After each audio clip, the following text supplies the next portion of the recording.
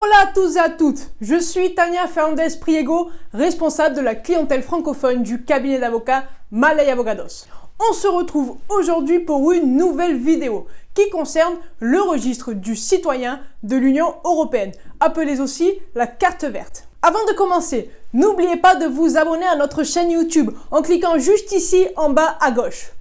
Du coup, aujourd'hui, dans cette vidéo, on va voir qui est concerné par l'obtention de cette carte, quelles sont les conditions à remplir, quels sont les documents à fournir et enfin, quelle est la procédure à suivre pour son obtention. C'est parti, on commence tout de suite.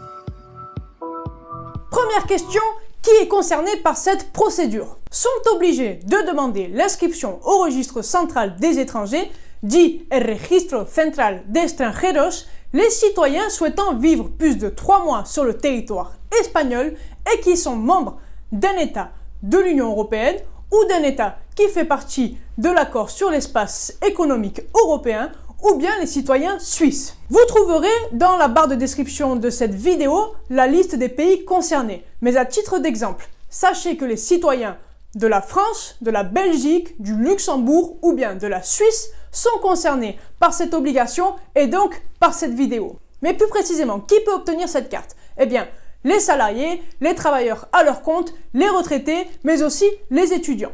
Enfin, cette procédure peut aussi concerner les familiers des citoyens membres de l'Union.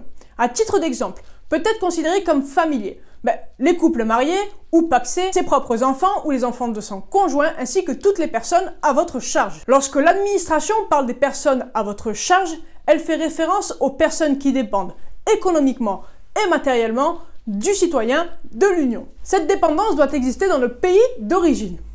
Deuxième question, quelles sont les conditions nécessaires? Pour commencer, il faut pouvoir démontrer disposer pour soi-même et pour tous les membres de sa famille des moyens économiques suffisants pour ne pas être une charge pour l'assistance sociale espagnole durant sa période de résidence. Concernant ces fameuses ressources économiques, l'estimation de la suffisance de ces moyens se fera de manière individuelle et dans tous les cas en tenant compte de la situation personnelle et familiale du demandeur. On estime que cette condition est validée lorsque les moyens économiques sont supérieurs au montant fixé chaque année par la loi des devis généraux de l'État, dit Ley Presupuestos Generales del Estado.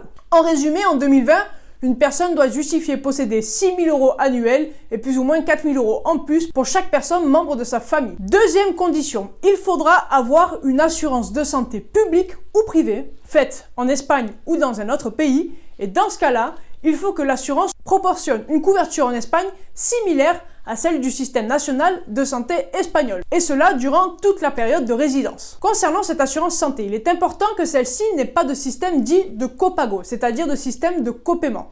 Le copago, grosso modo, c'est quand vous devez avancer une somme lors de vos soins.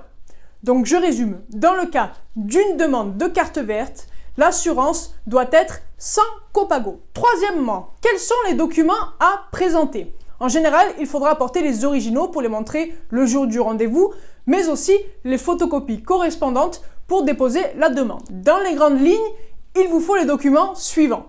Premièrement, le formulaire de demande EX18, rempli et signé par le citoyen ainsi que son duplicata.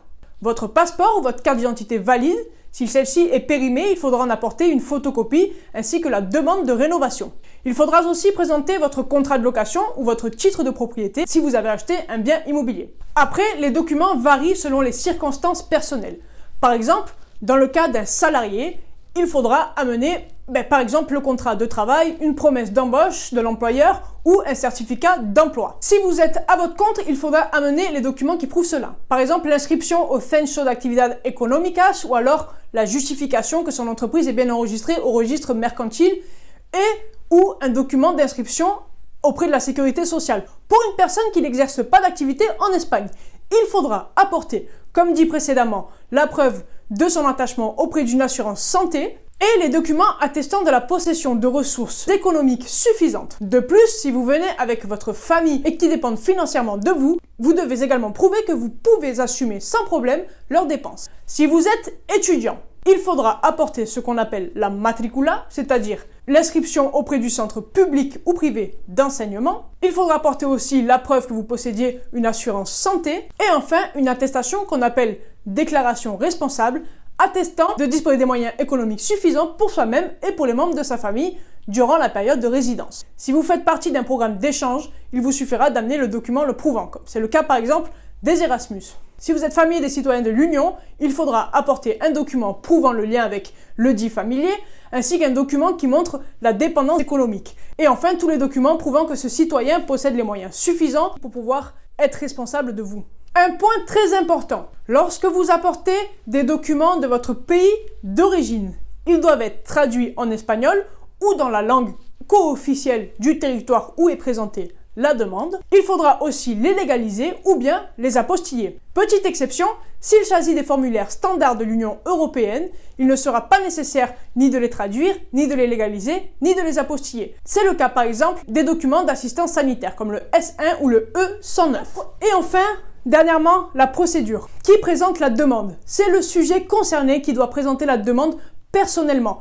Il est impossible lors de cette procédure de se faire représenter. Où est-ce qu'il doit présenter cette demande? Tout simplement au commissariat de police ou au bureau des étrangers. Quel est le délai pour présenter cette demande? Le citoyen, comme dit précédemment, a 3 mois une fois son entrée sur le territoire espagnol pour faire cette demande. Quel est le coût? Il y a une taxe à payer. Cette taxe doit être payée avant l'expédition du certificat du registre de l'Union européenne. Son coût en 2020 était de 12 €. Une fois payée la taxe, une fois que l'administration a vérifié que vous remplissiez toutes les conditions nécessaires, ils vous expédieront au même moment le certificat du registre de l'Union européenne. Sur cette carte verte, il y aura votre nom, votre date de naissance, votre adresse et enfin votre numéro NIE. Si vous voulez voir la vidéo sur comment obtenir le NIE, c'est ici que ça se passe. C'est tout pour aujourd'hui, j'espère que cette vidéo vous aura plu. N'hésitez pas à la partager, à la commenter, à mettre un like et à poser vos questions. On revient rapidement pour une nouvelle vidéo et entre-temps, restez bien informés.